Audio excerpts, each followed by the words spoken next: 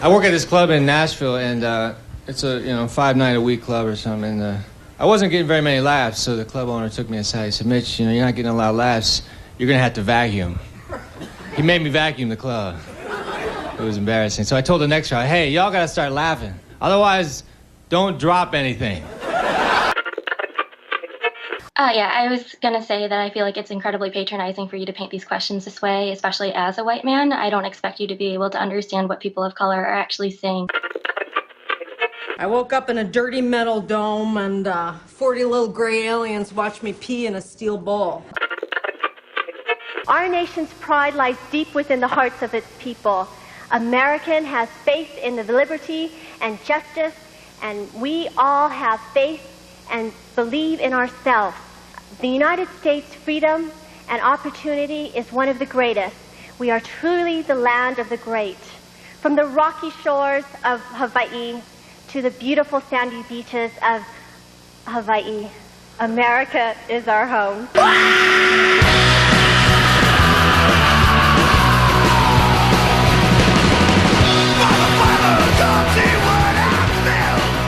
Hi, welcome to Last Man on Earth. My name is Lex Jorgen. As always, I'm flanked by Matt Ralston. Matt's been flipping through his old high school yearbooks this past week to see who is most likely to bring up sexual assault allegations during his next run for West Hollywood City Council. If that name is Tony or Greg, he's likely to win the seat.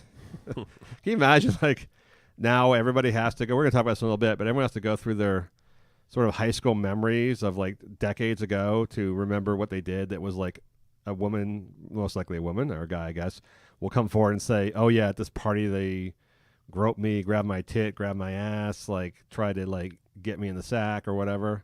What a fucking horrific experience I never expected to experience in my life. Yeah, I mean, I never witnessed anything serious, but obviously, you know, what could be considered sexual assault now. I mean, that used to be pretty rampant, and it's probably a good thing that it's changing, I guess. I mean, you know, she's saying the guy held her down or whatever. Wasn't the rule about high school parties was that after high school was over, you never talked about high school parties? You never talked about high school parties again? Like when you were like in college where guys didn't talk about high school parties in college, right? That was like already considered passé. Yeah. Like, dude, back in high school, you're like, shut up. Like, but now imagine 35 years later. I just, God, the horror. Whatever he did to her outside of rape, I think I saw it every high school party ever. Not like some kind of assault where the girl's like screaming or something like that. But just out in the den where the people were drinking and partying, there was always a dude trying to fucking put his hand down some girl's top or upper skirt or whatever. Yeah, I mean, I think it was me actually. I wouldn't even remember a high school party now if I was raped at that party. No, I was. That's how I lost my virginity at a high school party, and it was not my intention to do so. It was clearly the woman's, young lady's intention to do so, and all I remember thinking afterwards was like, yeah, it was pretty cool. Like, that was a good party. That was a good party. Yeah. I guess if she ever was nominated for Supreme Court Justice, I might be tempted to bring it up, just as a lark. But I don't think I would be crying when I did so. But as people remember, like if you've ever been sexually assaulted, you tend to remember like where it happened. I remember exactly where mine happened, where I lost my virginity. Like I can tell you what the wallpaper looked like. I was pretty intoxicated too. That's a good point. I remember exactly where that happened too. I would think it would be kind of similar, that you would know the exact surroundings. Yeah, most people are. I mean, obviously, people have repressed memories from childhood, but this was not. This was high school stuff. All right, this week's Last Man on Earth podcast is sponsored by Paul Machaca. Do you know what Paul Machaca is? No. That's the guy who pretended to have Down syndrome so he could have home care nurses change his soiled diapers and sponge paste his genitals. It's rare to find a healthcare system con man who isn't in it for the money. Here's to you, Paul Machaca. You are that diamond in the rough. That guy was, I think it was a personal thing for him, though, because Yes. he looked like he had Down syndrome. Yeah, he looked the part, and I guess I don't know if he actually. They didn't say if he actually like pretended to have Down syndrome, like when they. So you know what he did? So he pretended to be his mother online. He pretended to be his mother, named Amy, and then he would contact the private caregivers through his they were insured through his medical insurance for Down syndrome. And he would have them come to his house, and he would give them. He, as acting as a mom, gave the female. It was always female caregivers instructions that if he soiled himself, he was to be punished and to lose his privileges. Oh my goodness. That would have been the first tip-off to me as like the home care nurse. I guess I just don't give a shit at all anymore. So it doesn't say Down syndrome on your like file? No, it did. It was a mom saying he got it to say that first. He got to say it first. I don't know what the threshold for your file is with these private healthcare providers. I'm sure it's not that hard. I'm sure as long as you have your insurance, as long as your insurance rings up, they can give a shit. Right. But the woman bathed him and cleaned his diapers 30 times. And she noted that each time he would tell her that his genitals were not clean and need to be washed again. And also that he had a raging heart on, which I guess maybe just happens to regular Down syndrome people when they're being bathed, because it does. If you bathe a man's genitals, he's probably going to get a heart on no matter who he is. But I like the fact that they didn't question that his mother would say, you have to punish him and take away his privileges and yell at him if he soils his diapers. Yeah, why is the mom a BDSM expert? Yes. I don't know what they're going to do to this guy, but for a fetishist, I have to say he came with a really brilliant plan, and it was covered by insurance. Do not forget to become a patron of the show on patreon.com/Last Men on Earth. Thanks to all our new patrons from far and wide. We're doing really well in South Africa for some reason. I don't like that. You think it's white supremacists? I don't know. I could play into that. It can make you president or get you some good patrons to the show. Get in this shit now before we take away the opportunity to become a patron. If you wish to contact the show, hit us up on Twitter at Last Men Podcast or Facebook, also Last Men Podcast. All right, on to the show.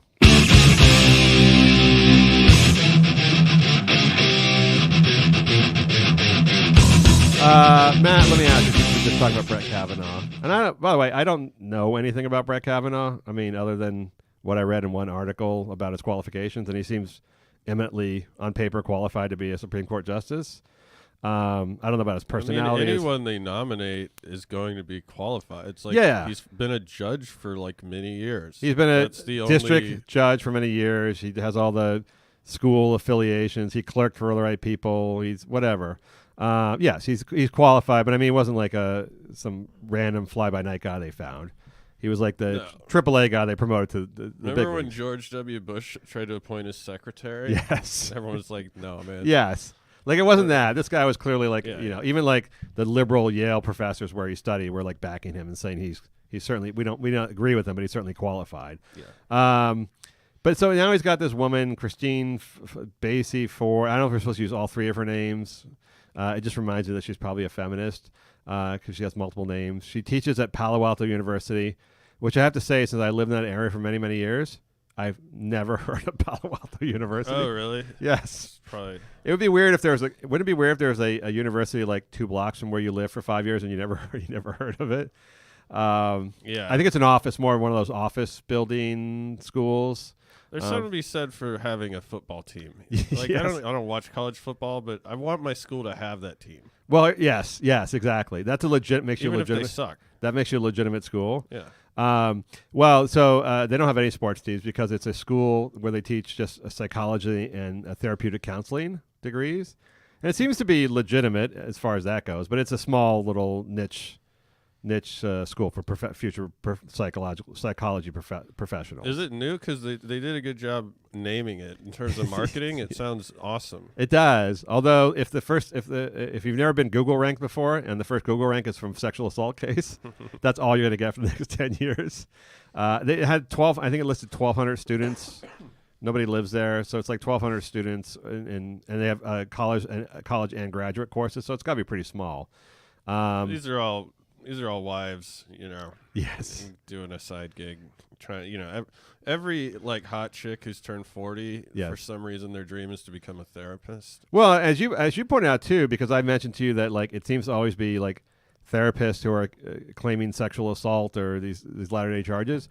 And I think you made a good point, which is a lot of people who were sexually assaulted or traumatized as children or young people or teens go into the field of therapy because it's kind of physician heal thyself. They're looking for ways to heal themselves, so they go into these professions. Yeah. I've always found psychiatrists in particular to be nuts. And kids, you ever any kids of like parents who were like psychiatrists or psychologists? Oh yeah, they're all on Ritalin Yes. and stuff that they've discontinued. They're all insane. I knew a kid whose both his parents were psychiatrists, and he was the most insane kid I ever met in my entire life. He was like so just fucked in the head. You know, his parent. How could your parents not experiment on you as a child? Like they're going to look at everything you do and just break it down psychologically, and then just like argue with you over why it's bad. And their job is just, as a psychiatrist, you're not like, oh, you have problems, let's get to the root of this. Yeah. They're just like pills. Yes. So like your kid breaks a bowl. Yes. And it's just like, oh, let's get him on some fucking pills. They diagnose I don't them. like where this is going. Yes. Yeah. I'm convinced that parents that ignore their kids completely, the kids grow up much better. It's just generally ignored. So this woman, so everyone knows the story. So she says at a high school party, she went to an all-girls Catholic prep. He went to Kavanaugh. Brett Kavanaugh went to the all-boys Catholic prep, Jesuit prep. It might be Jesuit. I think it was Catholic. And I guess it's the same thing.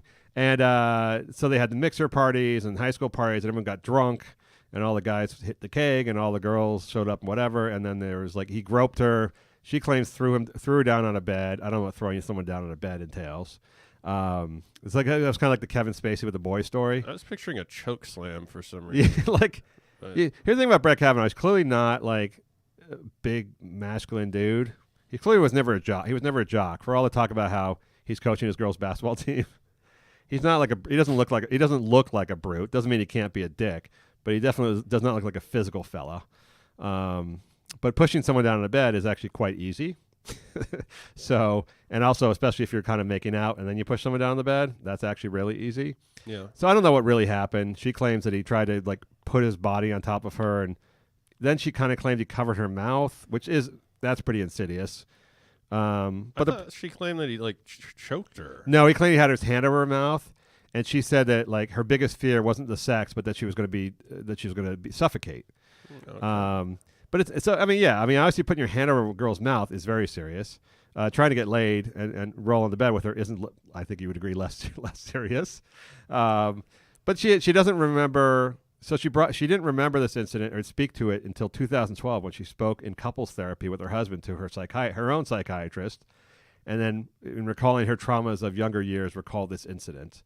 And we don't have any way to know if this happened or not. You don't know. I don't know. She probably sort of knows, or maybe doesn't know. She doesn't know when it happened, whose house it was at, what month it was during the year. That's the interesting thing to me is, I would assume most people, if you're more progressive, you're on her side. Yes. And if you're a Republican, you're on his side.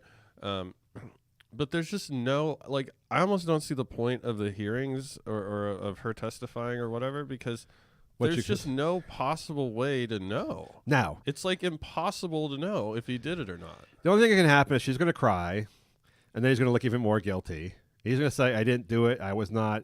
I've never seen her before. I don't think I was even at the event she talked about. Everybody knew me. I was like, whatever. I was a captain of so-and-so. So everyone all the girls at school knew my name, but maybe she confused me with somebody else. And then the witness, she claims there's one other guy in the room when this happened, and that other guy is already on record saying he never saw anything. So you're right. I don't know what's going to happen. Well, I think if she gets the hearings delayed, like I personally think she's doing the country a service, because he shouldn't be there. Yeah. The Democrats already appointed a Supreme Court guy who was fairly moderate, who didn't write like a weird manifesto about Nixon and how he should have been able to pardon himself. Are you going back to the Garrett, what's his name, Garland? Yeah, Garrett Garland should already be confirmed. The Republicans just, like, in a thuggish, like, dictatorial manner just decided, no, we're not going to do that. Not based on law. But that actually wouldn't have affected this, right? Because this was Kennedy stepping down. They still could have appointed Kavanaugh here. You're saying what's fair is fair? Yeah, I mean, the they Republicans play real dirty. No, I understand, but they can't stop Trump from appointing. So here's what's going to happen. I mean, it happened. The Republicans stopped it, so why can't? I mean, but I mean, they stopped it when they were not. They stopped it when they had control of the Senate. Yeah. So if they still have control of the Senate, which seems likely, and Trump's still president, they can't stop him just appointing the next person and getting somebody through. Well, I think they're just stalling and hoping for the best. I guess. I think they. I just like that they're playing dirty. I think that they overplayed. That's what they need to Even do. Dianne Feinstein backed off. I kind of feel sad for this lady, because I think in the least she believes it happened and she believes it was him. I don't think she's a phony, but now she's caught up in this whole fucking machine. where her life is now going to become, she's the woman who made this accusation, whatever else. And she asked to be anonymous when she wrote the letter, which I guess was silly to think that would happen.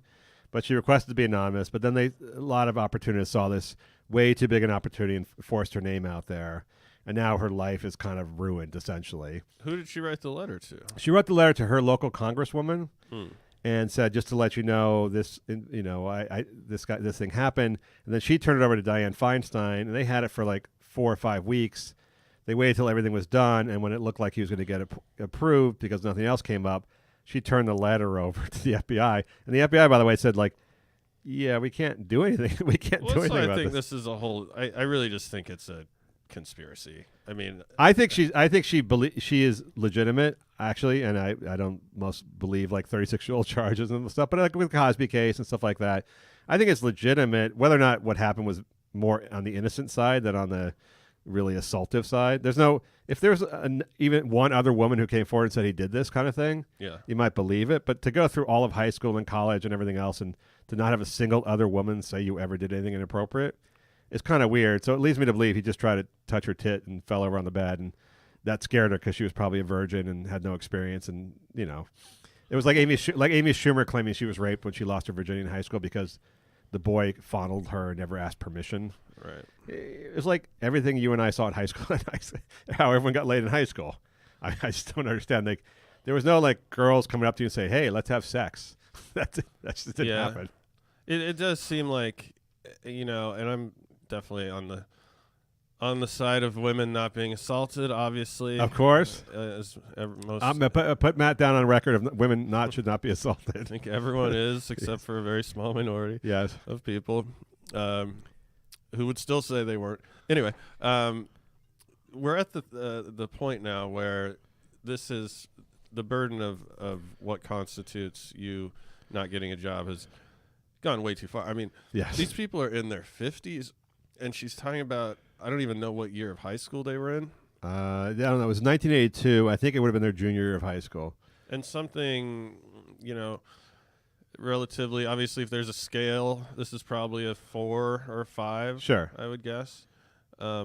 It's just like I just don't think it's relevant at this point. No, it's not relevant, and unfortunately, like, it ruins her and it ruins him, both in different ways. Because it's kind of whether if he didn't do it, it ruins him. He's stained with this. Half the country thinks he's a rapist, and half the country thinks she's a liar. So, and they both can't be true. And also, it's just not that, like you said, it wasn't that relevant to him being a Supreme Court justice. That's not really part of his qualifications, whether or not he got frisky with a girl in high school. No, and if she is being used, then it's super irresponsible of whoever made that decision, because he's obviously in the position of power here. Yes. His party's in control. He's probably going to be confirmed anyway. Oh yes, he will be. But. Yeah, I mean, 99% he'll be confirmed. So it's like, okay, you could go to court. This happens every day on a widespread scale across the entire country. You get a speeding ticket. It's your word against the cops. He lies under oath routinely almost every day. This is a personal story. This is getting personal for you, Matt. I can tell. No, it's I mean, it's personal to everyone. I think it's probably happened. You try and fight a ticket. The cop doesn't remember what happened. He makes shit up and he wins. Yes. I mean... That you're not going to beat him. The problem with this case is it's not like Harvey Weinstein. It's not like anything else where there's a string of incidents everyone knows about. This guy had like anyone from Elena Kagan, backing him to every other woman he worked with. So if you got 50 chicks you worked with, worked for you, and they don't. So now the new thing today was like a female law professor at Yale says it's obvious that he only hired attractive women to clerk for him. So I think that says something about him. Like, okay, so that's where we're at. So like, he actually hired his clerks were too good, were too attractive, and that shows that he's like a rapist. So he's a good-looking woman can't just get hired based on the merits of her clerking abilities. Yeah, or even if he did tend to hire the more attractive applicants, okay. So like that means he's a rapist, or just every other guy in the country, which is where I think that's where we're at. Because now you had a congresswoman, was it yesterday, 2 days ago, saying it doesn't matter if he did it or not. What matters is how he responds to her pain. Like, what? like Like, so the measure of a man is not whether or not he's been falsely accused of rape. It's whether or not he shows that he's sympathetic to the woman who accused him. Like, that doesn't even make any sense. It's like saying, like, men, since we can't prove that he did it, he's under obligation to act as if he did it and to say he's sorry. Say he's sorry. Like, right. I would almost think that would be more likely that you did it. Yes, if you didn't do it and you're treating the person with a lot of deference, like I think it was Patrice O'Neill made the joke, like he knew Mike Tyson was innocent because he got out of prison and said, "I wish I had raped that bitch." Yes, because that's exactly how you would act. I mean, Kavanaugh is clearly, Kavanaugh. However, yes, just a white. Kavanaugh sounds like a stripper name. Kavanaugh. Yes, he's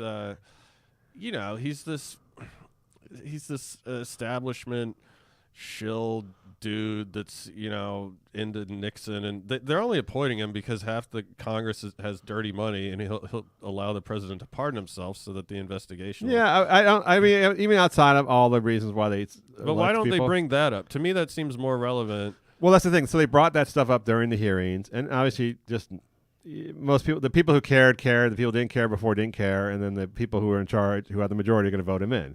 But Democrats don't understand how fucking dumb people are. Yeah. They have to keep talking about this.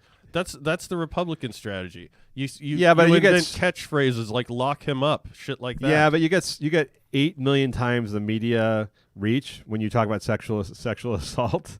This story has dominated the news for the last 7 days, versus talking about the stuff you're talking about. It just doesn't. That only appeals to like the people who watch MSNBC, which is like 1.5 million people. But the sexual assault story, everyone's like, yes, that's trending on Twitter. There's a hashtag.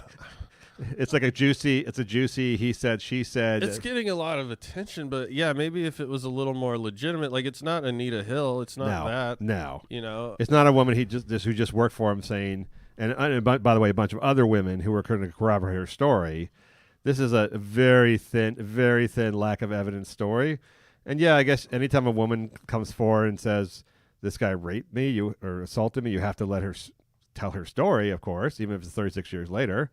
But I like the fact that she hasn't had time to prepare. They said she's only had 2 weeks to prepare. I'm like, well, actually 36 years plus 2 weeks to prepare. Right. So it wasn't like it just happened 2 weeks ago. Well, dude, how could you, if you showed up, even if it really happened, and they're like, okay, so where did it happen? Yeah.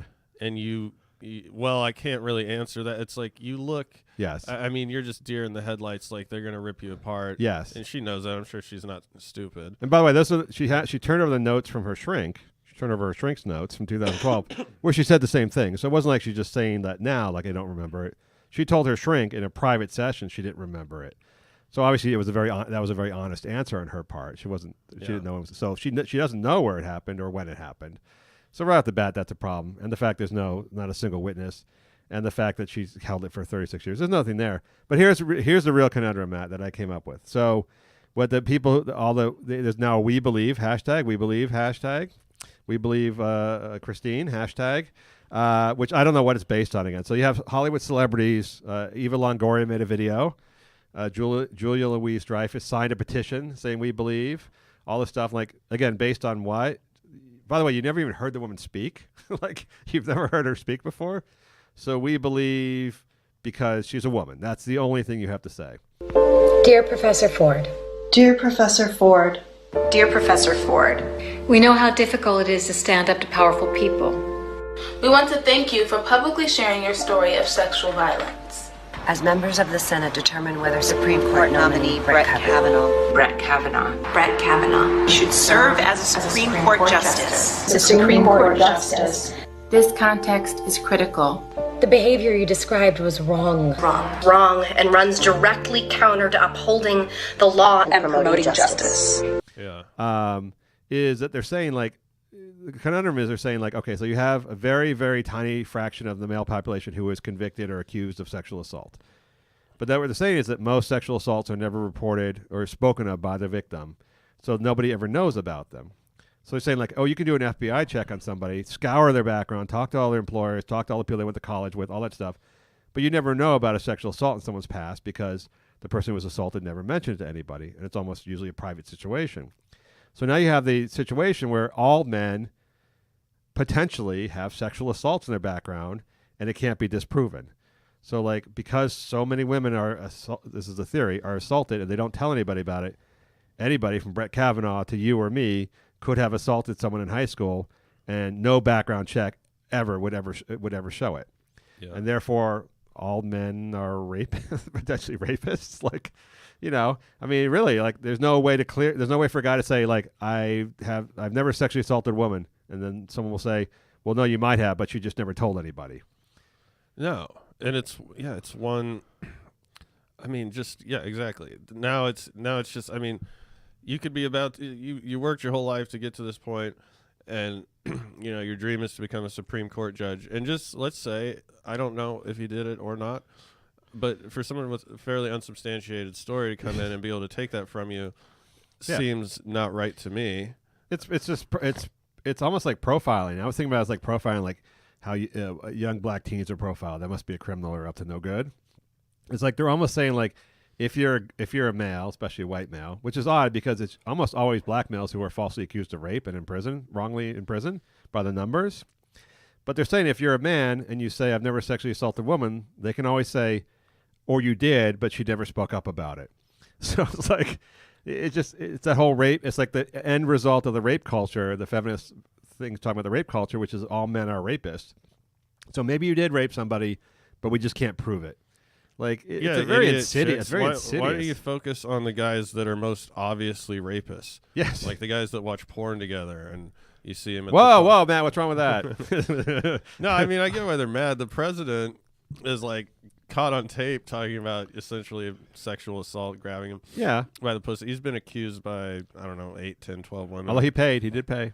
I mean, so I get why they're like kind of irritated about that, but I don't know. Like, it used to be you didn't like. It used to be the theory was, at least of civil libertarians, was you don't like. It's better that 1,000 guilty people go free than one innocent man be wrongly convicted. That's gone. I mean, that idea is gone. The whole like, it's better to let guilty people go than convict the innocent man. No, we flipped it. Yes. Now, like, Aziz Ansari, yes. They're like, oh, he's able to get his show back? It's like, what? Because some chick wrote a blog? There are legitimately women with voices, powerful voices in the media, some men too, because they're just kowtowing, saying that you always have to believe the woman no matter what. That it doesn't matter if the guy, and it doesn't ultimately matter if the man's guilty or not, because so many men are guilty and get away with it. You're right. It's completely flipped. Yeah. And it's like this is the end result of like the Me Too thing. But I think it is like profiling black teens, where it's just like guys now have to be seen as like all potential rapists, which is really sad because I think it's probably, I'm sure, less than 1% who actually are ever committing rape. I'm sure if I said this around my ex-girlfriend, like, yeah, you know, I don't agree with Kavanaugh. Yes. I don't like it. Yeah.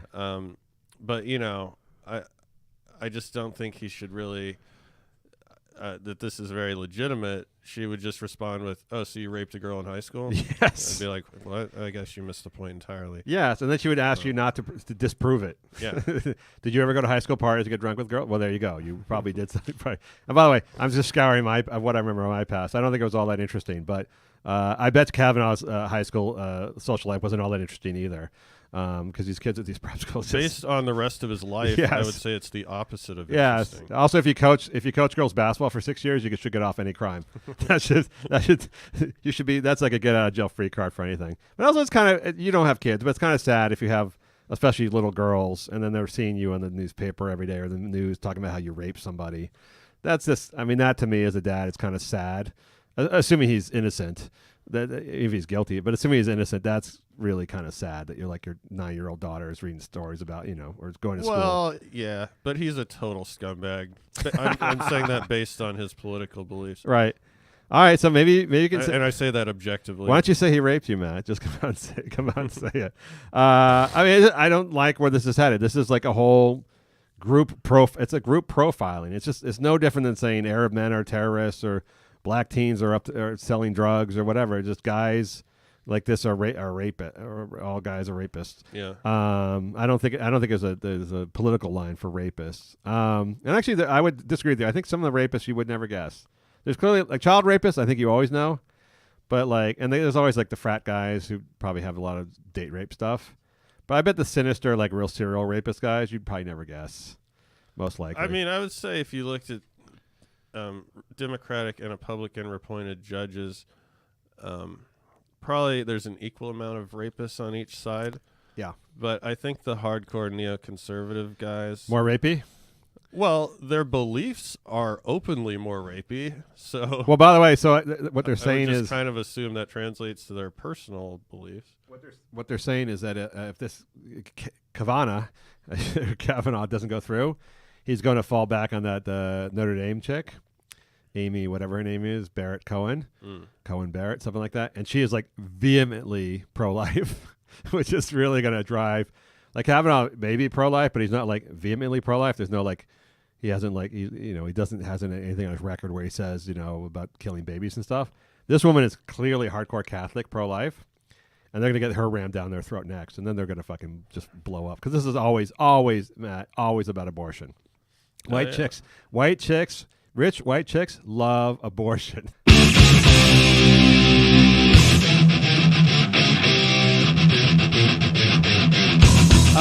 Matt, let me ask you. This Malaysian con man, Jolo, I know I'm mispronouncing his name, but I still want it to be Jolo. I don't speak Malaysian. I almost went there as a high school exchange student to Malaysia. It was one of... Oh, man. Yes. I signed up for a program to see the world, and they said, we're going to send you to Malaysia. I'm like, yeah, I don't want to see that much of the world. It's like, how about like Switzerland? But this guy, he was like a con man from a fairly wealthy family in Malaysia, and he ended up stealing a shitload of money, and he funded the movie. He became friends with Leo DiCaprio and funded the movie The Wolf of Wall Street, which is ironic since he was like doing all these wheeling and dealing con man deals where he pretended to be friends with all the big celebrities, Paris Hilton, Kate Upton, Swiss Beats, other DJs and stuff like that, especially around the French Riviera. He'd rent yachts, pretend to have huge, he would have huge celebrity parties. It was unclear where the money was coming from. But Goldman Sachs, I think, started doing deals with him. It was just like he ended up doing he was going to buy Adidas at one point. He was doing these massive deals and funneling money into Hollywood and other places and just like shifting money around. And it seems to be everyone just readily accepted him because he threw cool parties. He bought amazing gifts for like Victoria's Secret models. He'd have like Kate Upton on his boat for parties and stuff, and everyone just assumed he was a rich guy. And once people assume you're a rich guy, I guess you can do whatever the fuck you want. Nobody asked anything. Yeah, no one asked to see your tax returns. No, they don't. Even if you're like in shady business, I don't think they care. No, a chick that's lecturing you about animal rights will gladly get on a shady Russian guy's yacht and take a bunch of pictures. Yes. Like, without question. And not pay attention to the screams below from the girls locked up and being transported for sex slavery. Yeah. I mean, it's just... I think this goes to show, this is a story for you, Matt, in particular, because you really, really hate the way people work the banking system, international conspiracies. This guy clearly just... put on an act. I mean, it was funny because he actually funded the Wolf of Wall Street movie, and he did basically what the guy in the Wolf of Wall Street did, which is just put on a show. Basically, did a lot of insider deals and made himself like beloved by other rich people. And once you're beloved by rich people in Hollywood and Wall Street, you can do whatever the fuck you want. Yeah, he's kind of a genius. I mean, the stunts, because there's like different levels of rich guy.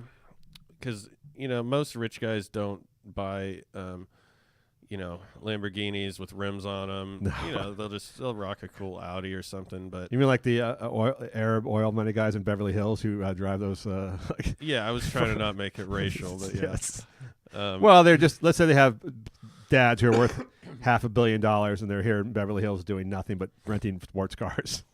Yeah, but the yacht is just like even an average person of just average wealth understands like how much money you have to have to waste it on such a stupid fucking purchase as a yacht that's like impossible to maintain and store and moor and dock and whatever. Yes. You're just hemorrhaging money. To lay down $100,000 on a party or $150,000 on a party, you got to be pretty wealthy. Yeah. You can't be like, just have $1 million in the bank because that will go in like a month. Yeah, I mean, there's a lot of these guys just once you're in that circle where half the people are shady anyway, and they're all fucking laundering money or stashing it in different accounts in Malaysia or Switzerland or whatever. And so, like, no one's questioning you. Like, where'd you get this money? Because they don't want to know, really. They don't want to be having to testify or be subpoenaed about something, like, a few years down the line. Like, did you get on that guy's boat? Like, yeah, what'd you know? I didn't know shit. Yes. I didn't want to know shit. Oh, Brett Kavanaugh was there with a chick, but on the down below.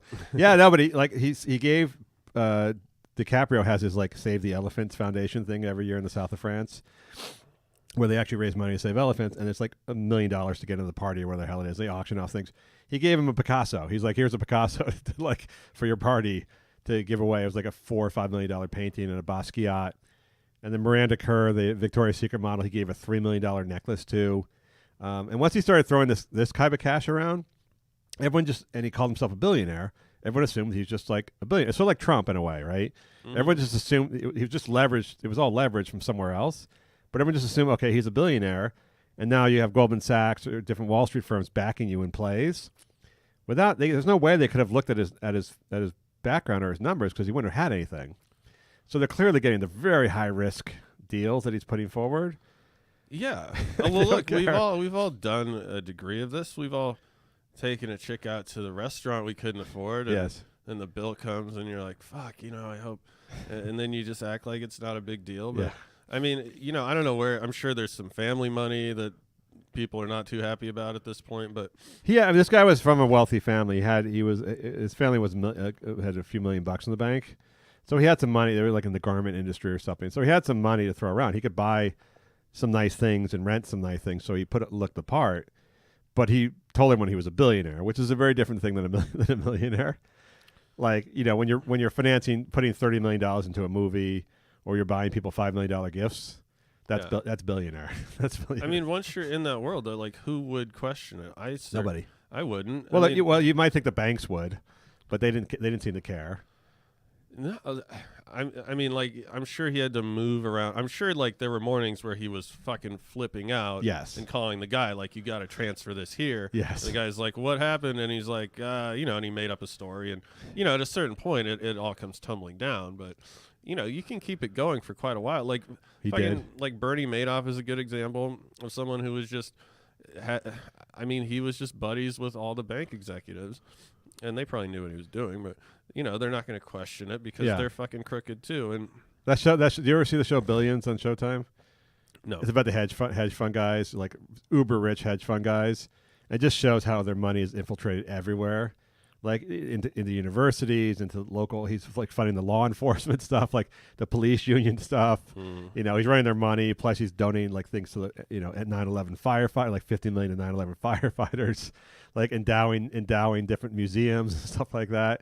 It's all dirty money, but like it's going everywhere. Everyone's getting a piece of it, and so nobody wants to stop. There's no incentive for anyone to stop it.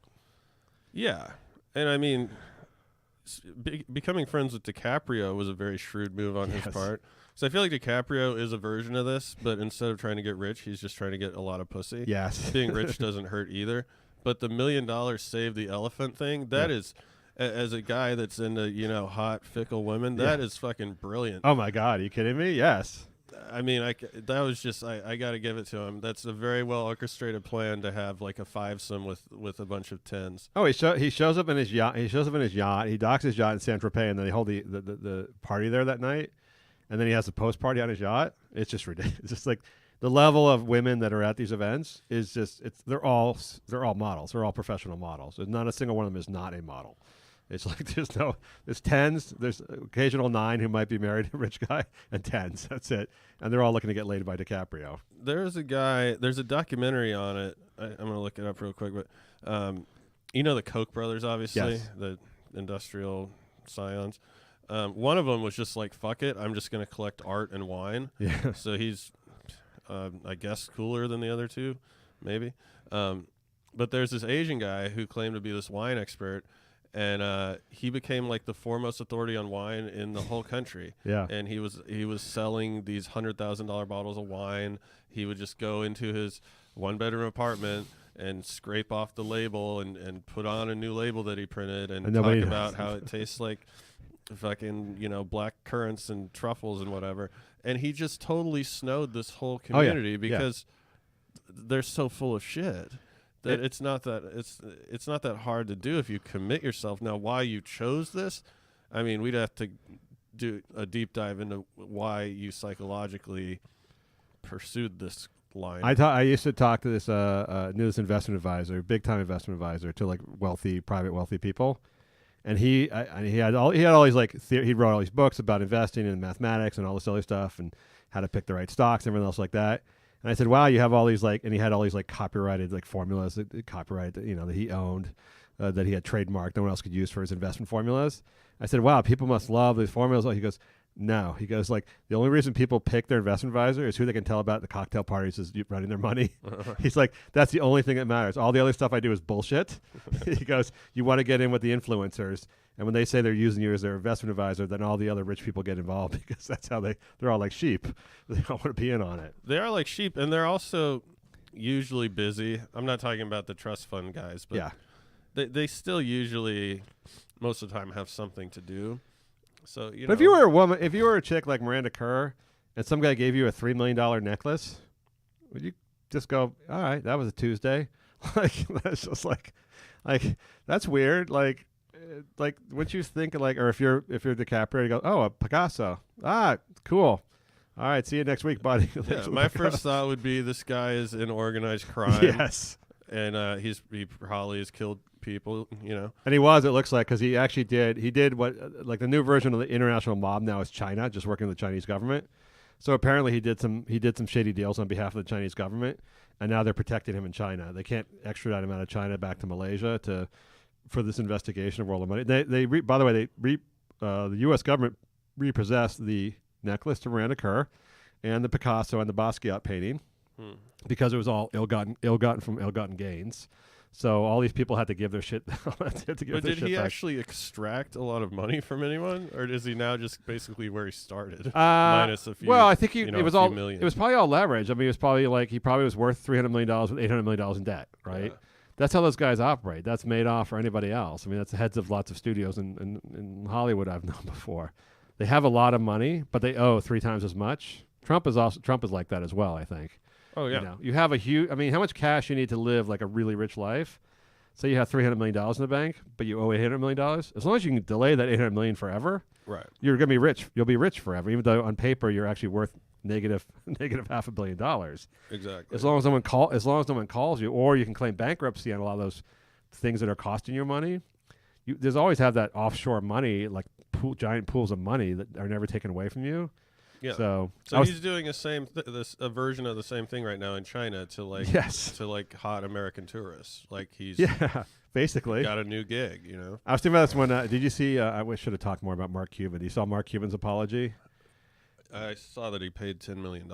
No, he didn't pay $10 million, Matt. He donated $10 million because it's a tax deductible write-off. Yeah. First he cried.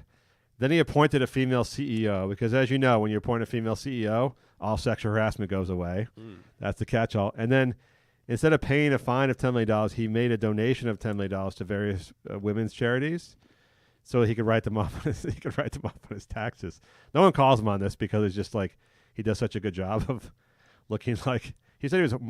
Anytime the man uses the word mortified, he's lying. Yeah, he's smart. He knows what he's doing. He knows exactly what he's doing. And he worked out with Adam Silver the fact that this would be a donation and not a payment, not a fine, because the fines are not tax deductible, but donations are. He's quietly developed one of the worst toupees in the history of America. Also, by the way, I don't know if you read the allegations.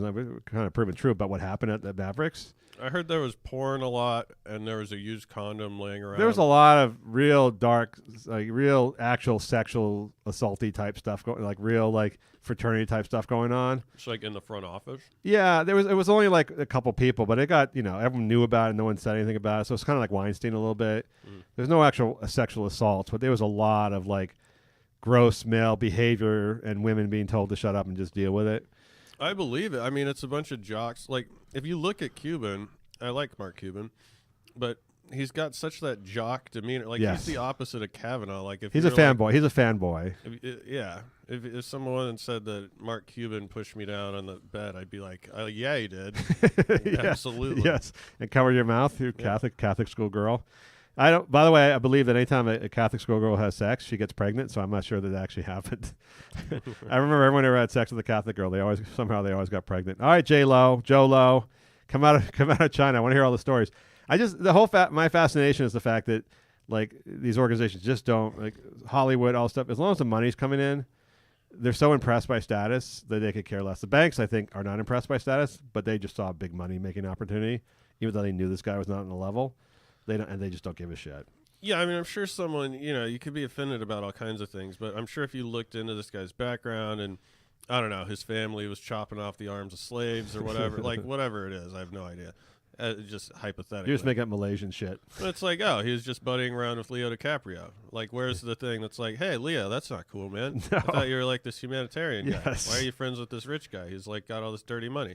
But no one really thinks about that. Oh, by the way, so you know, Matt, Demi Lovato's drug dealer has a warrant out for his arrest. That's good. But it's not actually related to the Demi Lovato case. There was actually another warrant out for his arrest. So I think he's in Harvey Levin's basement. That's my imagination, maybe.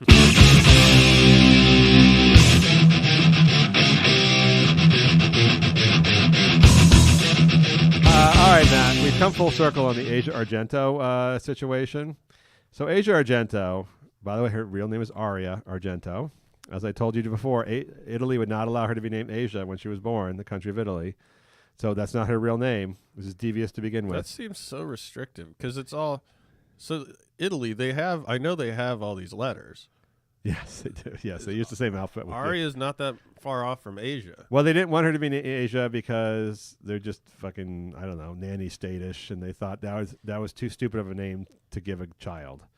So in the U.S., you have to go with like Hitler or something before they actually will step in. Their and stop president's you. name is Silvio. Yes, well, I was thinking about like in the U.S. There's a case a couple years ago where the parents tried to name their kid Hitler, and the state of New Jersey stepped in and said we're just not going to allow that because it's tantamount to child abuse. And, I agree with that. But that was like the first case like in forever where like they really, really almost never stop people from naming their kids stupid names. But if it's like Hitler or probably the N-bomb or something like that, they'd probably stop them. What is the fairly mundane procedural story that they're making this big Hollywood movie about? Like the next Spotlight? I can't remember. I haven't kept track. We've talked about it. Yes. The Roger Ailes movie. Oh, the Roger Ailes movie, yeah. Why? Can't wait how for that about one. we scrap that and make the Aja Argento Rose McGowan Rain Dove movie? Because I'll definitely watch that. And by the way, both those actors would agree to play themselves. Oh, that'd be amazing. Yes, it would. I would forgive all if they played. They should do that. And who was the people who made the People vs. OJ movie, like that style? Yeah. Where they have really bad actors pretending to be these other people? Yeah, intentionally crappy. That would be the ultimate slight on Rose McGowan if someone else plays We'll bring in John Travolta to play Anthony Bourdain, and it'll be real awful. That would be great. And then he won't know that everyone's laughing at him. Yeah, so you have two crazy ladies who were both accused Harvey Weinstein of rape, although both continue to work with him afterwards and take smiling selfies with him. One had an NDA. The NDA, by the way, is dead. I've declared the NDA dead. After Stormy Daniels and Rose McGowan and everybody else, if you're paying women $300,000 for an NDA at this point, it's just silly money. You just have to understand you're not getting anything for your NDA. It's like one of those any of those like things you agree not to work for anyone else after you leave a company. And then you go work somewhere else like a week later for the competition. It's just one of those stupid things you sign that no one ever follows. Although you think with $300,000 it might hold some weight, but no, it's all out there. So these two pumpkin heads basically ran the Me Too, were the heads of the Me Too movement because they both had Harvey Weinstein's penis inside of them, which is some sort of almost legendary status in the Me Too movement, as opposed to everyone else who could just point to stories of like, some PA looked down my blouse on set. These two actually had rape allegations, which put them head and shoulders above everybody else. Aja Argento continued to have consensual sex after the rape. She did, Matt. Her rapist. Just so you know, you can have be raped and also have consensual sex with the same person. I don't agree with that. Almost like within the same hour, I believe, because he holds a sway over you because he's you have a Stockholm syndrome now. So these two were like tight. Like he has the coke. Yes, they were thick as thieves and leaders of the Me Too stuff. Discrediting men, calling out men, and pigs in Hollywood, and men being pigs, and rapist pigs, and pig ran rapists, and all this stuff. They really expand their vocabulary. But now they're at odds. Now they've become enemies because, as you know, Matt, all female friendships eventually end in some sort of dramatic hating of each other. There's just no way for women, two women in the spotlight to ever share the spotlight. It's just never, especially women with egos, it's never going to happen. Yeah, this is every reality show played out in news headlines Yes. over the course of a fairly short amount of time, 2 months. Yeah, they were like, literally it was like Asia, Rose, and Anthony Bourdain hanging out in all the selfies, like traveling around and having parties and stuff, and denouncing male sexual assault people in Hollywood. So of course, Rose McGowan now turned on Asia Argento because Rose McGowan's, I'm going to say this wrong, her not her boyfriend, her sexually ambiguous, gender undefined friend, love interest, Rain Dove. Man with boobs. Yeah, I don't really understand. think. But how would you wouldn't call him, like, I guess you call him, you don't say lover anymore. I think that seems very like 90s. I'm going to go with love interest. I believe they were having sex of some kind. I think it's like her boy. It would be her, if he was a boy, it would be her boyfriend. Could go a special friend. Yeah, special non-gender assigned, or just decided a friend, Dove Rain, or Rain. Is it Rain Dove or Dove Rain? I always forget that. I think it's Rain Dove. Rain Dove. I don't believe that was his birth name. By the way, all of this entire story just goes to show that when you're raised in a sex cult by your parents, this is what happens 40 years later. It never goes away. No, you just start. I mean, all of the Rose McGowan. Asia Argento, by the way, I think was heavily molested as a child too in the Italian film business. I would imagine you Yes. don't develop an interest in sort of prepubescent boys, Yes. Just on your own. So McGowan was going off on these loony conspiracy things. She got busted for drugs. She's constantly melting down, looking unwell, physically and mentally. But the one thing she had to hang on to was her friendship with Asia Argento and Anthony Bourdain. But then Argento just torpedoed like the most epic collapse of any human being I've ever seen. Yes. But you know, she Jimmy deserved Swaggart levels of like Yeah. falling, coming back. You know, who was that other guy, the televangelist in the 80s? Tammy Faye and what's his name? Baker. Yeah. When it's just revealed that the holy man is just banging all the secretaries and stealing money from the church. Yeah, I mean, I'm assuming those guys attempted to come back at some point, but you're kind of just done. And she was so, the hyperbole, the ego behind it, and this whole time, her boyfriend, not even her husband. I keep forgetting that her boyfriend forked over his own money to pay off this kid, really Teenager, who she had sex with. So she was lying to Rose McGowan. She was lying to the public. We found out 3 or 4 times over that she's lying about her lies. Yes. And she just continues lying. I don't know if she has like a good PR person, a bad PR person. This is her own personal strategy. Yes. But she's really just taking, it's almost like the Trump book. Like she's just spreading, just disseminating misinformation. Doubling down on every it. time possible. And so Rose McGowan, who is the ultimate, I believe, opportunist. And one thing you do learn in this, being raised in a sex cult is how to be an opportunist. You get some street smarts along the way at 7 or 8 when you're married to 5 different grown men. Oh, look out for yourself. That rice and beans goes quick, man. Yes. So she turned fast on Asia Argento when the stories came out about the teenager Jimmy Bennett, and apparently Rain Dove got texts from Asia Argento confirming that she had sex with a teenager and that he was sending her nude photos. And Asia Argento demanded Rose McGowan retract what she said about the text, although it was odd because I think she actually showed the text to TMZ or somebody, so they were out there. We saw the text. Yeah. So I don't know what retracting them would actually do unless she said they were made up, but I don't think she indicated that. So now she's suing her. She hired an attorney and she's suing Rose McGowan civilly for some millions of dollars, and the two have fallen quite at odds with one another. This is like if you could have predicted a year ago, you could say this. No one would have predicted this, but I think I just would have predicted this exactly. Yeah, if you ran this by me and said, "What do you think of this?" I'd go, "Yeah." Of course, that would happen. That could totally happen. Yes.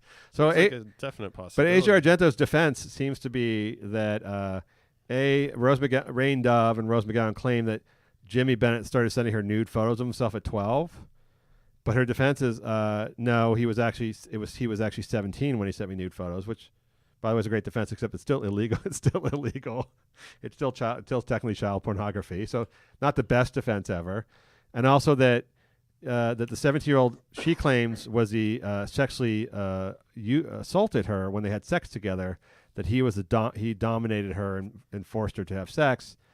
Although there's no indication of that, and also he is underage, so she's committing statutory rape. There's also no 17-year-old that's that confident and capable in the bedroom. No, and also he doesn't even telling the hot 34-year-old actress like what to do. Yeah. Well, also that her claims also that she is a previous victim of sexual assault, actually just freezes when she's in a situation like that. So she's frozen and unable to make a decision, and that the guy had sex with her anyhow. I would just like to say, as a non-practicing attorney, that if you're going into a statutory rape case, which the defense was that he raped me, that's a really bad defense. That's a really, really, really bad defense for statutory rape. When he's 17, I think she was 39 or 40. It's just not gonna. That's not gonna fly. And it makes her like the ultimate villain because she's also she's appropriating something real about rape and saying, I just froze. Like, that's something she like heard on a movie somewhere. Yes. Or something. She heard Rose McGowan say it. She's been claiming this for she does this in speeches. She talks about it in speeches how not all women will protest being raped. They won't physically protest. They'll just, quietly accept it, which also again lowers the bar a little bit for rape. So if you're having sex with her and she just isn't really into it so much, that's then rape. That's also rape. And it's not going to stop a 17-year-old boy. He's not that's true. I would think. I mean, I'm picturing more of an actual. If it's someone you know, and you don't say, and you get naked on a bed, yes, and then you proceed to have sex, and you don't say, I don't want to have sex with you. Yeah, I'm not going to call that rape at all. No, but that's so that her claim of the sexual assault extends to the fact that she's not making any indication that she wants him to stop, but that she's just frozen, emotionally frozen. Oh, so she's invoking her past. Well, yeah, or you can only have sex with a trained psychiatrist who would see the signs. You have to only have sex with a man who's trained in the signs of sexual assault, so he would know whether or not his partner was experiencing emotional frozenness. I get what she's doing, but it's like watching a kid that broke the lamp try and lie. Yes, put the pieces back together with the glue. Which I just realized how people are inherently such liars. Like, we talk about it, half of our stories are about someone that's just lying. Yes, basically, or just being totally. But you and I knew that she was at least playing up the Harvey Weinstein stuff, and Rose McGowan too, before any of this other stuff came out. You just knew. It's like you're setting yourself up. You said you can tell when someone's a rapist. I think you can also tell when someone's a false accuser or overplayed accuser, let's say. Yeah. It's with these ladies, it's pretty obvious. I feel there's even some people like Ashley Judd who I feel are legitimately victimized when I see them speaking. And then I see people like Rose McGowan or Asia Argento. I say they have turned this into a drama where they've overplayed. Maybe something happened, but they've overplayed it so extensively. Yeah, because when you see the photos of them and Weinstein, yes, this happens every time there's an election. I'm trying to think. Obama will say, "I'm not friends with this politician." In fact, Louis Farrakhan. I've never right. In fact, we've barely met, and then there's 5 photos of them shaking hands and smiling. Yes, that makes you look bad. Yeah, and for a reason, because it's documented proof. Yeah, that you're sort of at the very least embellishing the truth, I would guess. Yeah, and so Rose McGowan was seen with and smiling in photos with her arms around Harvey Weinstein. Which, by the way, whether or not he raped you or not, that's still gross. Just putting your touching him. Well, putting your arms around like he's your best. I mean, you all saw all the speeches where all these women were saying, "Without Harvey, where would we be in Hollywood? As actresses in Hollywood." I mean, just legitimately, he was winning awards from women's groups. Yeah. With what's her name, Dame, whatever the hell her name is from England. Dench? Talking about how she was going to get his name tattooed on her inner thighs. Oh shit. Yeah, because he had given her so much opportunity in Hollywood. He was probably not raping her, of course, but so maybe he was nice to her. But There's he was something to be said for schmoozing, but I mean. But he was even without the rape stuff, he was a huge asshole. So like just the fact you'd be hugging him and pretending to be his friend and stuff is kind of gross. Yeah, he was also stealing money from everyone whose movie he produced. Yes, doing that too. I wonder if half those guys were just on the Me Too thing because he fucked him over financially. Probably. He was an unlikable troll. So the fact that you'd be like kissing his cheek in photos is kind of gross to begin with. So I didn't believe him. But I just, this story for me is just beautiful. I mean, Harvey Weinstein's clearly guilty of shit, but the story of these two women breaking down, like I said, would make a great movie. John Travolta has to play. Yeah, it's just very Shakespearean. Yeah, Anthony he could have Bourdain. the bad wig. Yeah. Because it looked like Bourdain was wearing a wig anyway, even though I think his hairline was just weird. Well, you said, I think 2 weeks ago, you said John Goodman for Harvey Weinstein. So he could make multiple movies as Harvey. He could do multiple movies as Harvey Weinstein. Right. Like just put on the makeup and just do like 3 Harvey Weinstein movies in it, since he's already fixed up. And we could get who could we get to be Rain Dove? I don't know. It would have to be one of those. David Schwimmer. No, it would have to be a gender unassigned person, because otherwise you'd be appropriating. You'd be called out for non-cisgender appropriation or cisgender. Is this maybe a good moment for the trans community? Because really the only decent person in this story is Rain Dove. Yes. Just a beacon of shining hope and truth. Obviously the hero of the entire... Yeah, the man with breasts comes forward as the one honest man, honest person thing. And we'll get Corey Feldman to play the teen. We'll make it Jimmy Bennett? Just make it real weird. I would let Jimmy Bennett play himself. He needs some work. That kid needs some work. He's also walking around Hollywood these days with his pink hair. Yeah. He's not helped himself at all. I have to imagine he'll be in Scientology as soon as he collects the rest of the Bourdain. He only got half the money, by the way. Did you know that? Yeah, she cut him off. Yeah, she cut him off, and he's potentially going to sue her for the rest of the money because he wants his fucking NDA money. When you really pull back the layers of Hollywood, it's just truly disgusting. This is like, if you think this is an isolated incident, you're sadly mistaken. There's probably 50 of these stories in Hollywood right now.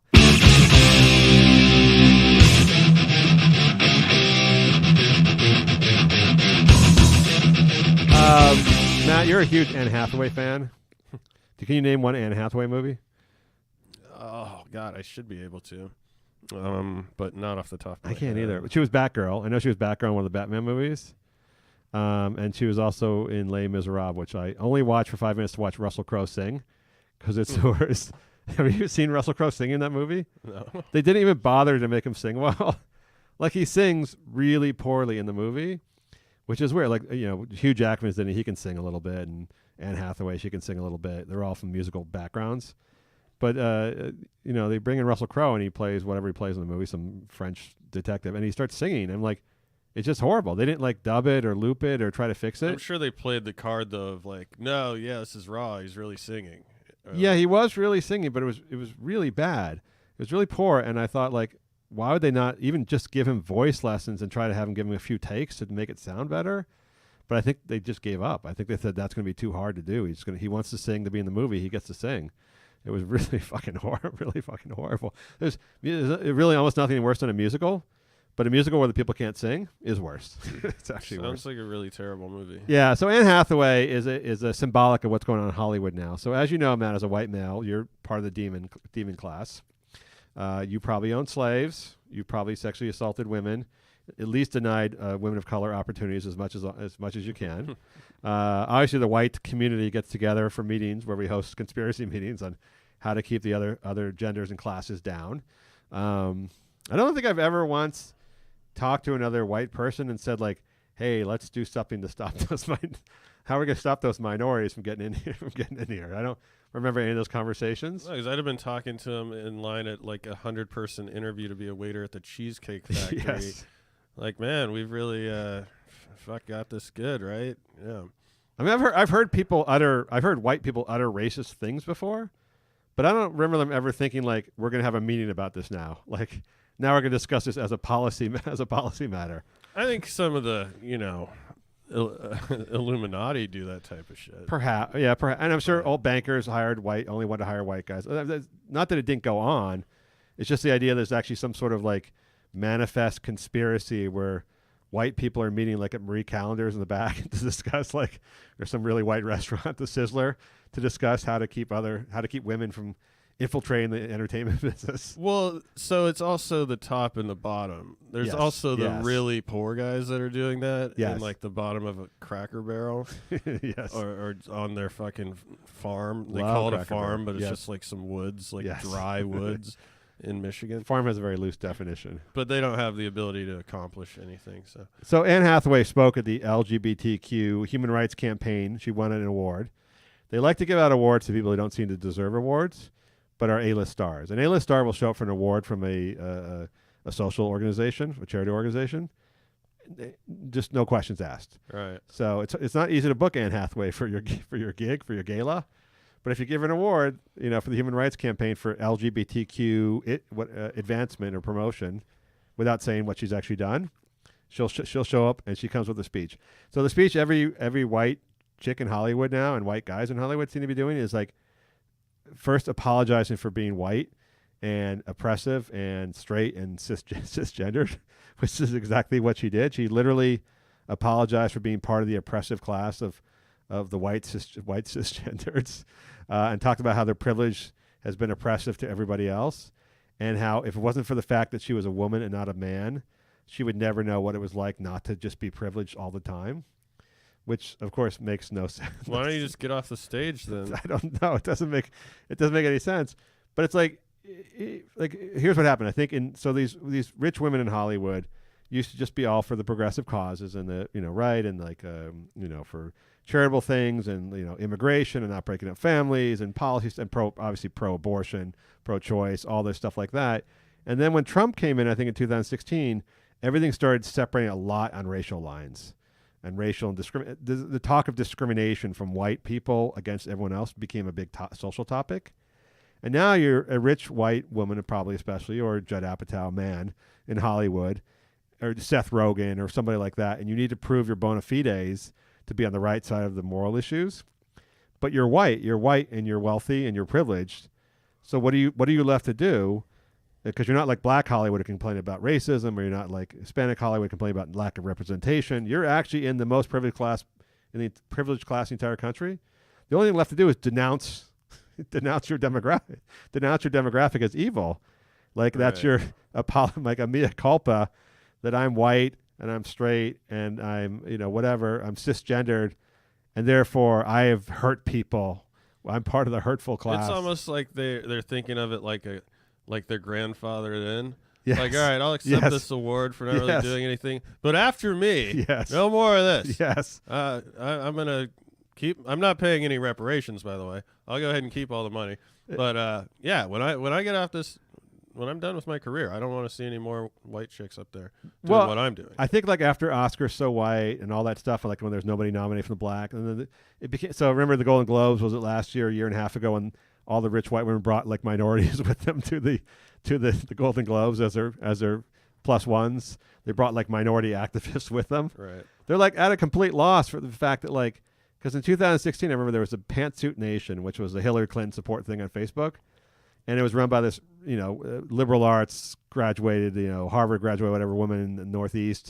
And it was all white women and black women and minority women together for pro-choice and pro-Hillary, all stuff like that. And then slowly all the minority women started going like, wait a minute, we kind of have different problems than you rich white women do. Yeah. Like, you're kind of privileged compared to us, and the things you're fighting for are kind of very minor in our lives, and the things that we're fighting for are really, like, not being shot by cops is really big, and you don't seem to care about that much. And they started separating themselves. The women of color separated themselves from the white women and started calling out the white women a little bit. And the white women were like, "Fuck, what do we do now to look really noble?" And what they were left with was denouncing their own Caucasian race as like, I'm Anne Hathaway. Like, we used to own slaves, and we kept you people from drinking at the water fountains, and we did a lot of stuff. And so, I really feel shitty. I'm a shitty person from a shitty race, and look at my dress, and here's my award. Like, yeah, and it seems to rub it in too, because you couldn't look any more uppity and annoying and sorority than Anne Hathaway. Yes. Like, I used to think Anne Hathaway was hot, but wow, she's not a bad looking lady. No, she is physically attractive, But I just look at her, I'm like, oh God, she's like this. She's so Annoying. white, annoying acting. Like she would just be that annoying chick that's like pretending to like football or whatever. Like I'm just saying, like, why is it not? I don't know, so like Frances McDormand or some rugged, woman from a dicey background. Like you picked the whitest, most privileged looking, I'm assuming very privileged anyway, chick to say this, and it's like, okay, well, you're actually really privileged, so now you're gonna go ahead and speak for like entire race of people who you don't even interact with. No, it's always her, Charlize Theron, or some other very white, very white, attractive woman who probably had it really easy her entire life. And even Anne Hathaway said, "I only got here because of my white privilege," which is saying what about yourself? I don't really even understand that. Like, and by the way, are you going to give it up now? No, I'm not giving it. I'm not giving it up. I just want to let you know I got here because of white privilege, but I'll be going back to my mansion later on and fuck you and fuck you. I'll send a donation. And now I'm winning an award for my white. Like, yeah, maybe you do have white privilege. Like if you really felt bad, like if you were, let's say, part of the apartheid movement in South Africa, and you were part of the de Klerk, the Boers or whatever, and you had like oppressed blacks for the first 30 years of your life and like taken their property and done all this horrible stuff, and you really had a come to Jesus moment, felt really guilty about it, you might consider, like, I don't know, teaching in downtrodden areas, building homes in areas or doing civil rights actions or becoming a paralegal or legal and doing like actual work to help people. But no, you're just going to talk about how guilty you feel and not change a single thing about your life, which takes away all the argument that you actually believe what you're saying. Yeah. And you're just saying it. It would be very mentally unhealthy, I think, to think that your race is a horrible race, no matter what that race is. Like, your immutable qualities make you horrible. Like, I'm a white, I'm cisgendered, I'm straight, I am evil. Like, that's just not a good way to think about yourself. You could drive yourself nuts. I agree. Yeah, that's not productive, and it's all fake, obviously. It's just, but it's just every day there's a story, and I'm going to lead right now into our email from Ryan about Dan Fogelman. So Dan Fogelman is this director. You don't watch This Is Us on NBC. We've already established that. You don't watch a show where people cry every single week to watch normal people's lives. Why would you watch a show about normal people's lives as opposed to just calling like a relative? Just saying like, hey, remember when we used to do this when we were kids? Like, why not just have your own happy family memories? So it's people like, I can't pay the electric bill and I got a lump on my neck. I don't know what it is. Yeah, and it's just women who watch a show because they get caught up in the characters. I have to admit, it's not a semi-genius idea for a dramatic arc, which is to show normal people like through their lives as they age, going forward and back in their lives, because it's like fucking Beaches. I mean, you can just make everyone cry all the time because you just interweave happy moments with sad moments and make women just fucking go through 25 hankies of tears, which is porn. It's just a very different version of pornography, which is making people cry. It feels really good. So this guy, Dan Fogelman, makes the show This Is Us. He's done some stuff for like, he's written some sappy Disney movies. And now he has another movie fucking called Life Itself. Because it titles itself, Matt, have to sound as normal as possible too. Mm-hmm. So it's Life Itself, Matt. This is actual life. This is how life is. In case you're not sure how life works, you can see a movie about it. Life Yes. itself. Yeah. In case you're not sure how like marriages and failed marriages and people getting sick or people having accomplishments or people dying prematurely. In case you're not sure how that works in real life, you can watch a movie about it. Just to walk through the Hallmark store. Yes. Cross off every section. And I give him credit again for doing this genre because it clearly works with women. He's made himself he's only 39 years old. He's very successful. But this Life Itself apparently went too far for everybody. And it was screened at Toronto, and it got the lowest rating from critics of any film they had there because everyone felt like, okay, look, dude, it's one thing to make us cry. It's another thing just to have a movie where you're trying to make us cry and there's no story we give a shit about. This is just like, it's just jerking off. This is just a form of jerking off. And you didn't really put a lot of effort into this one. And it got horrible things. So his response was, the reason it got a poor critical response is that white male critics cannot deal with real human emotion, and therefore they give this type of work, important work, very low scores. Wow. So, yes. Which is to exclude the fact that like every single critic of all genders and races and demographics all gave it a really low score because it had the shittiest score from everybody. But have we? This is what Ryan wants to know. Have we hit life? Have we hit? Actually, yes. Is this a time you want to punch Dan Fogelman in his remaining genitals? When a white male writer-director actually cites white male privilege as a reason why his film isn't working, have we hit the bottom? Is there anywhere else to go with that? I mean, it's getting pretty ridiculous. Like, I'm trying to just construct like the logic of what he's saying, which is these film critics.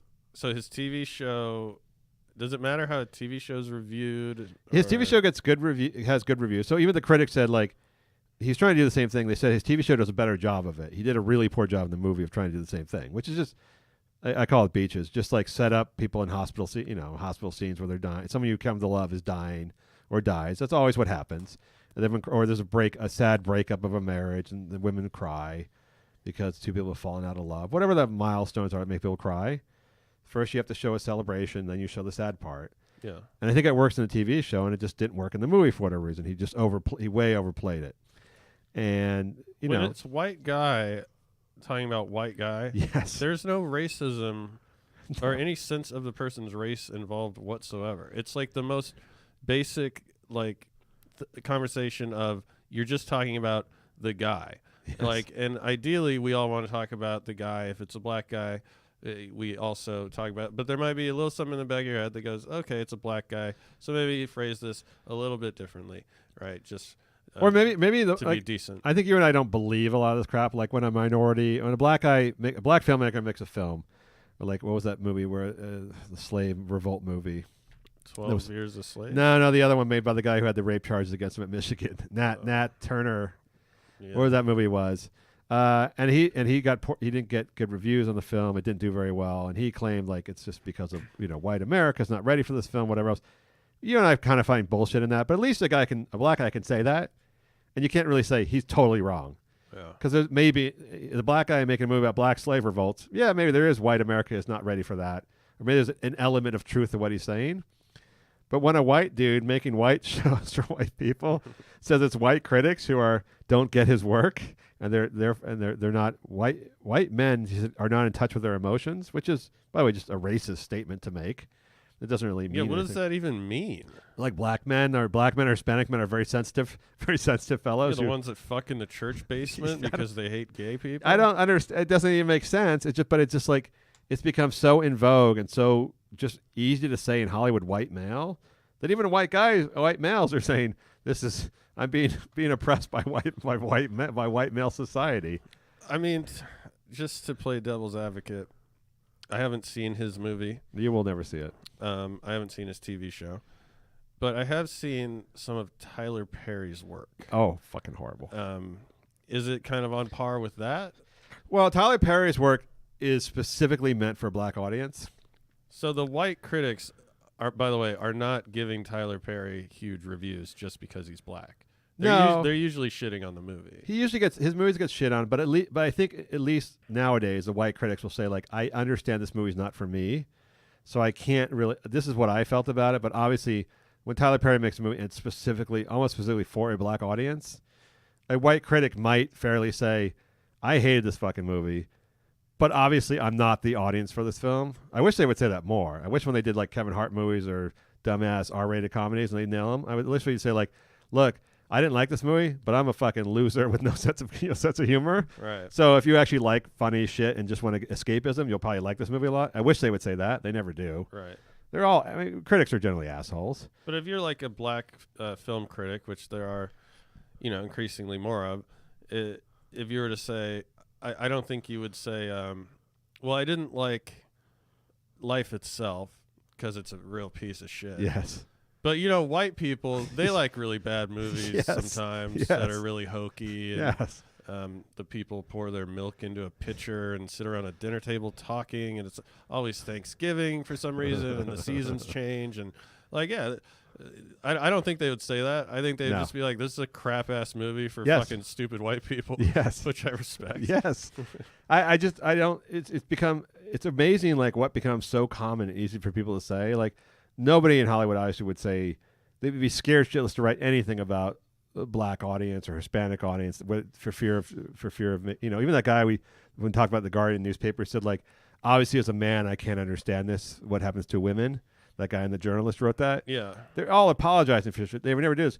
But the one group, and I don't give a shit about conspiracy theories or feeling oppressed about as a white male, but the one group you can blame is white males. Right. So much so that even white males are now complaining about white males. Yeah, that's true. White males have it pretty bad if that's the case. I think we've hit fucking rock. Why can't anyone just be honest? Like, maybe I'm just properly rated. Yes. You know. Yes. Like, you look at like these ratings will come out about basketball players, and you're like, oh, Carmelo Anthony is better. Like, how come no one ever just goes, no. I think yes. I think I'm third team NBA. Yes. Well, wait, did you see, speaking of which, you see LeBron is making Space Jam 2? I thought they've been talking about that for a long time. He's actually, he's going to be in it, and he's got Michael Jordan agreed to do a cameo, and apparently it's going forward. I insist this movie's going to suck, and it should be counted against his poor finals record. That just seems only fair.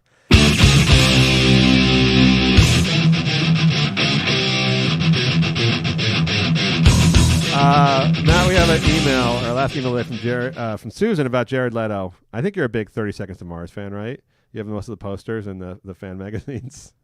I mean, they're actually not as bad as you would think. Like when you hear from a musical standpoint, they're not horrible at all. The musicality. Yes. Musically, they sound like a real band. They have, considering Maroon 5 is playing the Super Bowl this year, I know you're excited about that. Yeah, what the fuck? I would put them at Maroon 5 or above level. I would put them above Maroon 5 Yes. and below Gin Blossoms. Yes, for sure. Fair enough. Although they're still alive. Jared Leto is just weird. I can't tell if he's gay or not. I'm not comfortable when I don't know what a man's sexuality is. I'm going to admit that now. I don't know if it comes back to haunt me in a Supreme Court nomination. when a straight guy is extremely effeminate, it bothers me a lot.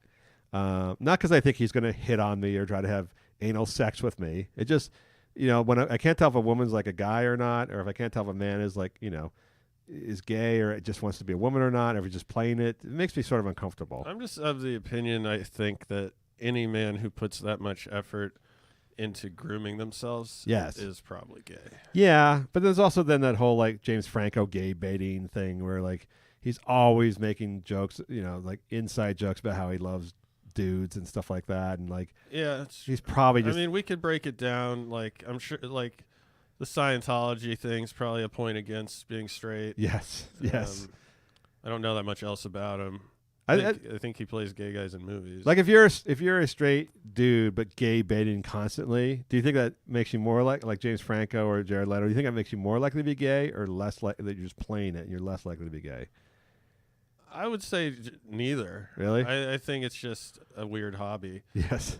I mean, well, it's good for business. Let's put it that way. It's really good for business. If you're doing it in front of a group of people, I would say it definitely makes you more likely to be gay. If you're it's essentially a form of flirting or because if you're Lady Gaga, you get a built-in gay audience basically.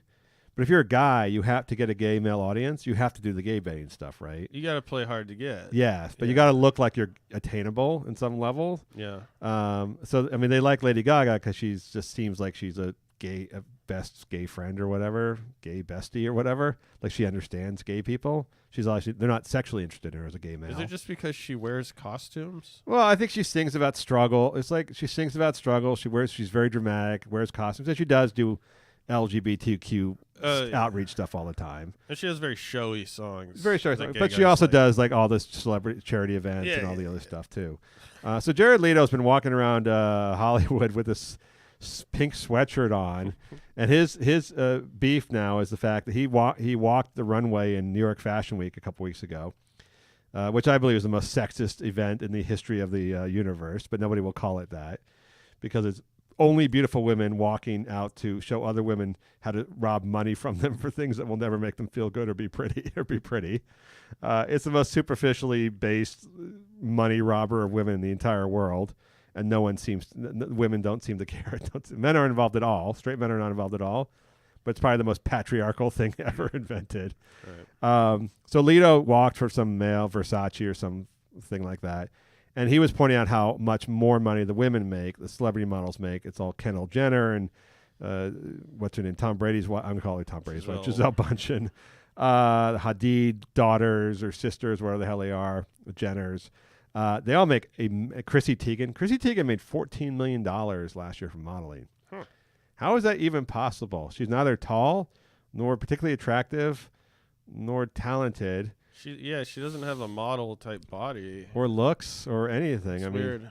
It's just. What is she modeling for? Just it is just her social media presence. Right. She has a huge social media presence, but crazy. So she kind of has an angle that she's the one model with a personality. Yeah, that's pushing it a little bit. She has more personality than Jenner sisters. I'll give her that. Yeah. Sort of like the way you rank 32nd to Mars, below Jim Blossoms and above Maroon 5. Below a normal human, but above, Kendall Jenner. She came out this past week, by the way, and admitted that she had a drinking problem after she had her babies, which is not that odd since she had a drinking problem before she had the babies as well for a long time. Is she the one that was drinking wine while she was breastfeeding? Or is that another person? I don't think she did. She didn't cop to that. She was. All I remember from early days of Twitter was she would be drunk every night and she would just swear at people, and she'd talk about how much she was drinking and she'd swear at people and talk about her vagina. So it's kind of fun. It was really fun actually. She was like that best friend girl thing where she would get party with you and she would talk about drinking beer and how many she had 6 beers and she just pissed herself and then would say fuck off to some celebrity or whatever. It was kind of fun. Yeah. Now she's doing mom books or whatever the fuck she's doing. So Jared Leto was pointing out the fact that all the women make all the money in the fashion business. He's wearing a sweatshirt that just has printed like a protest shirt. The top, in the back of it had the top printed 5 their salaries. The salaries of the top 5 female models who are all they're not even real models. I guess they're celebrity models.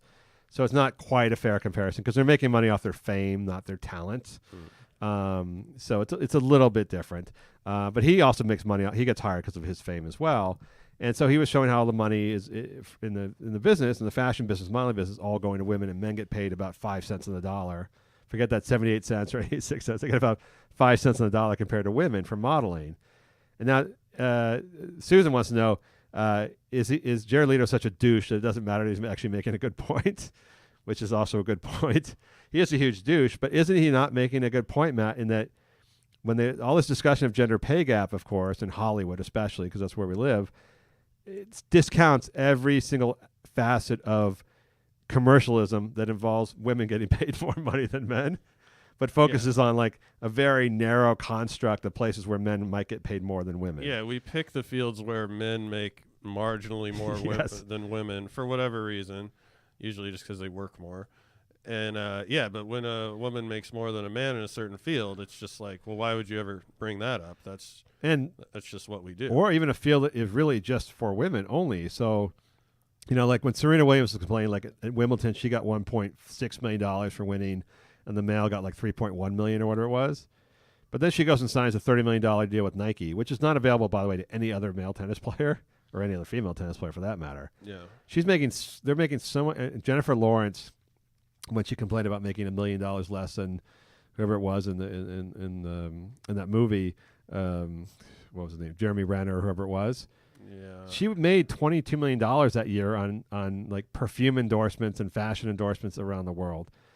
Jeremy Renner doesn't get that. He's not getting massive like cologne endorsements or fashion endorsements. I'm sure he does fine himself, or Bradley Cooper does fine himself, but they're not getting huge deals like that because those industries are dominated by women, because women, the business itself is just driven so much more by female shoppers. Yeah, and I mean, even so, like, let's just discount like the STEM field of science and engineering, like, because women can't be in that. Purely relegate it to entertainment, right? Yes. So there's like this huge to do when there's like more men nominated for, best director or best song, right? It's like, oh, there needs to be equal representation. I mean, this is just not right. We have to have just as many women as men. And in sports, we always need just as many women as men succeeding. But then when there's, a thing like pop music where the biggest stars are all women. Or yes. modeling, or, like you said, endorsements, yes. or any number of other similar things. It's like, why would you bring that up? Yes. We want to have it both ways. That's obviously the goal. And it seems like it's succeeded in that you're not, I mean. There can't be any better commercial position to be in than to be a hot woman. I mean, that's just like, there's no way that hot women don't dollar for dollar make more money than anybody else in any other demographic in this business. I mean, being an attractive woman is just, it's like a huge advantage money making wise.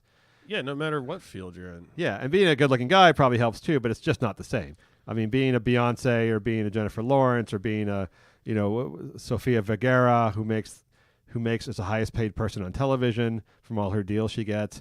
Being in that role, there's just no male equivalent to that. Someone like The Rock makes all this money from movies, but he makes his money off movies because his movies and Mark Wahlberg's movies, for whatever fucking reason, make a huge amount of money internationally. So they're getting a piece of like the box office. Yeah, and he also in part makes his money because he spent like 12 years getting body slammed by 300-pound dudes. Like, how come there's not more female action stars? Like, okay, go get pile drive by a fucking, animal with fucking hepatitis. And come back. They made that movie a few years ago with a UFC girl, a fighter. I forget her name was. I want to say Gina something. But she was like an agent, and it was like basically a Jason Statham movie, but with a female lead. And she was a UFC fighter like 5 or 6 years ago. And it was actually really good. It was a little unbelievable because she's, kicking like 10 guys' asses and stuff. Right. But it actually was well done. But nobody saw it. It was very low. The box office was very small on it. It's just not going to be, you put The Rock in that same movie or Jason Statham in that same movie and it does 10 times as much business. That's why they get 10 times as much money. Yeah. There's no like conspiracy about this. I mean, Jennifer Lawrence now makes more than anybody else for her movies. And by the way, that's fine. That's why women make more money modeling than men, because more people... They produce a lot more sales. They produce more sales, and they produce more sales because people want to look at hot women walking on a runway, not talking, more than they do men. There are just a lot fewer people picking out clothing because of what Jared Leto is wearing. And you're never going to change that. No. You can try and change it and say, well, how come we're not equal in this field? Well, because... we're different, and you're more qualified to do certain things, and you're simply going to succeed more at certain things and not at others. But this can't be Jared Leto's point. I wouldn't no imagine idea. someone as uninteresting as Jared Leto is like going. No, I think we've all read into it just to make him seem more interesting because he's wearing a pink. I think he's just wearing a stupid pink shirt. Sweatshirt around town. Well, I think he was legitimately pissed when he found out what he was getting paid versus what Kendall Jenner was getting paid. Let's say, and I think he's thinking like. Okay, I don't think he thinks modeling is that hard. He's done other work that's a lot harder. But I think he sees like, okay, we both walked down the runway. How come she got paid 12 times as much as I did? Well, if he doesn't understand that, then he's retarded. Well, I think he's trying to get attention. I don't know if he's trying to do a reverse gender pay gap thing or he's just trying to get attention or just wants to wear a pink sweatshirt. All of these are very possible. But he did put their salaries on the back of his sweatshirt. So obviously he's pointing that out. You don't think he's pointing out that there's not a lot of parity in the modeling world, so like these women are making. Well, yeah, no one talks. I mean, as I pointed out before, like Jennifer Lawrence, even when she was getting underpaid, was making 100 times what the electricians on the set were making. Yeah, and they were skilled electricians who were 50 years old, and she was 24. So there is no parity. Whenever they do the gender pay gap, it's always me versus Bradley Cooper. Yeah. It's never me versus the guy who cleans the toilets 12 hours a day on set and brings me my food when I yell at him. It's never that separation of pay, right. which is by far the biggest. So yeah, I don't know. I'm going to say that's why it's based categorically. Yes. So she has to compare herself to other actors. But then they're always comparing themselves on like what? How many acting hours worked? How much craft went into your work, into your production? I mean, clearly people are paid. A-listers are paid based on their box office worth. Yeah, but I'm saying if you're a female electrician and you are in the same union and as a male electrician and you earn less, it's simply because you took more time off or a variety of other reasons. Actually, I think it's probably in most unions now it's probably illegal to do that. Generally, most of the union jobs and public jobs, it's totally they're all classified jobs. Well, I just mean your check is $100 less. Maybe any given week. It's just because of something you did, but obviously that doesn't apply. Like no one's playing cover songs at a bar and saying how come I'm not making as much as Lady Gaga for doing Staples Center. It should be because we're both singers. Yes. I mean that's the argument with the models. Well, I do believe there is a gender pay gap at the very bottom. As always, it's at the very bottom rungs of the socioeconomic ladder. I'm sure like the female farm workers are getting fucked over more than the male farm workers and stuff. Correct. I'm sure there's bosses that are doing that just because they can get away with it. I have no doubt that goes on. I mean, I've read stories about the female farm workers. It's fucking horrendous what they do to those ladies. Yeah. I mean, they're taking advantage of, but it's not Hollywood millionaires. It's just not where it's happening. That's just not where the horrible discrimination is taking place in our society. But those are the people that we get stories written about them. So good sweatshirt, Jared. But I'm going to agree with Susan and say he's such a douche. I don't care what he's trying to say.